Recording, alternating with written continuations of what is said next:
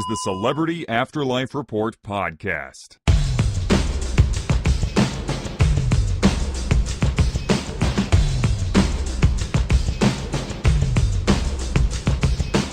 Hey there!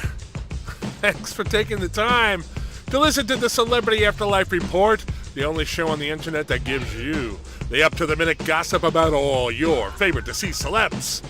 When they transition to their new existence, we get on the case, tracking down their comings and goings and reporting it all to you.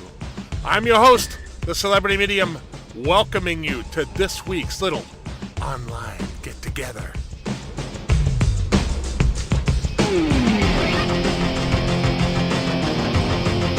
If turnabout is fair play, there sure is a lot of fair play going on in the continuing story of Ronald and Nancy Reagan. For the past few weeks, we've been reporting on what the Gipper has been up to. After word got out that Ron hadn't contacted his earthly plane wife when she transitioned to the next world, the tabloids started snooping around and determined that he was spending time with former film star Marilyn Monroe. Speculation, naturally, was that the two had a thing going. That all changed, however, when MM announced that she was engaged to John F. Kennedy. To say that Nancy Reagan was mad about her husband's dalliance would be an understatement. She denounced Ron as a, quote, bastard, and friends reported that she was as angry as they'd ever seen her over the man whose side she stood by for decades dropped her for a bleach blonde. Her husband, on the other hand, seems to have bounced back nicely from the rejection. He has been seen in recent days out on the town with, wait for it, Jackie Kennedy Onassis. The two had dinner the other night at P.T. Barnum's giant circus tent-shaped restaurant/nightclub. From the way the place has been described to me, that is the last joint a couple trying to hide a burgeoning relationship would go to. It apparently seats hundreds and hundreds of people, the exact opposite of a quiet romantic spot. Word is that Ronnie wanted to be seen with Jackie to throw his new squeeze in Nancy's face, as it was guaranteed that they'd be spotted there by the press. So if that was his intent, he succeeded in grand style as reporters swarmed Mrs. Reagan when she appeared the next day at the opening of a new gallery in one of the Afterlife's art museums. My sources tell me that she repeated, "No comment," many times, but people are saying that the angry expression on her face spoke volumes. Hell, it is said, hath no fury like a woman scorned, but the afterlife may not have any either.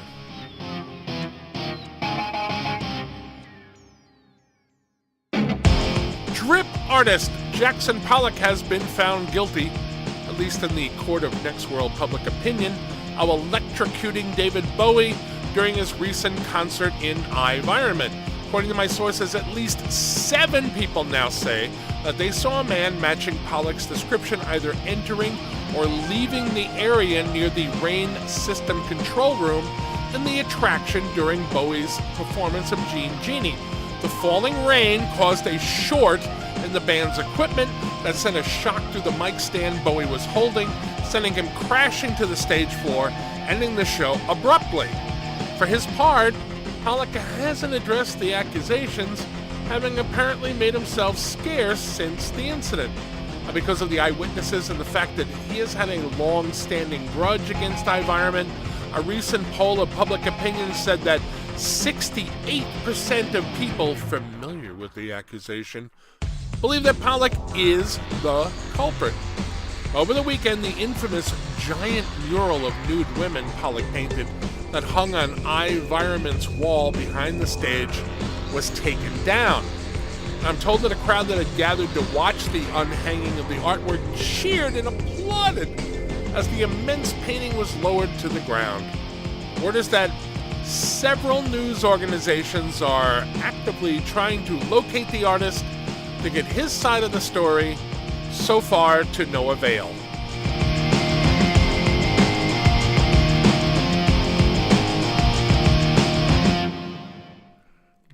other shoe has dropped in the story of Tammy Faye Bakker and her former fiancé, Merv Griffin. We have been following this story for weeks now, too, and recent speculation had it that Tammy was once again blackmailing Merv by threatening to spill the beans on some of the shady stuff Mr. Griffin has allegedly been up to of late. Rumor had it that she wanted to get a second TV show out of him to keep his secrets secret. Well, apparently that was the plan, as she just announced the other day that she will be the judge on a TV show called Tammy's Court. Now, from what I'm told, it'll be similar to the People's Court, and that kind of show, with the twist that Judge Tammy will be sentencing the losing parties to perform various punishments that she will come up with. And this hasn't aired yet, but it sounds to me like it might fall into the so bad it's good category.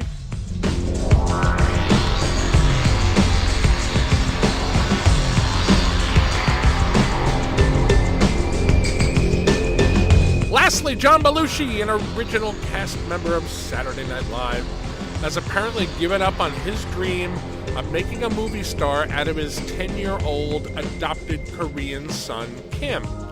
His lack of fluency in the English language, combined with his complete absence of acting skills, meant that the boy was not destined for silver screen greatness. Instead, several sources tell me, John has now decided that Kim will become a pop star. To that end, he has enrolled the boy in singing classes, and he's hired people to design a wardrobe for Kim in an attempt to make him a preteen heartthrob.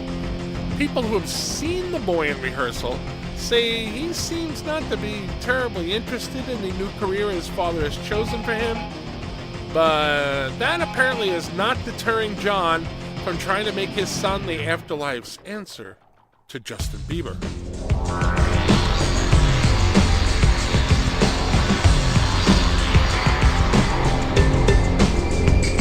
Okay, it's time for me to pack up my tent. My work here is done.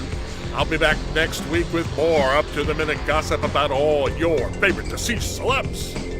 I would be honored if you joined me then, and also if, between now and then, you would tell your friends that the report is available for free on iTunes. I am the Celebrity Medium. Thanks for listening.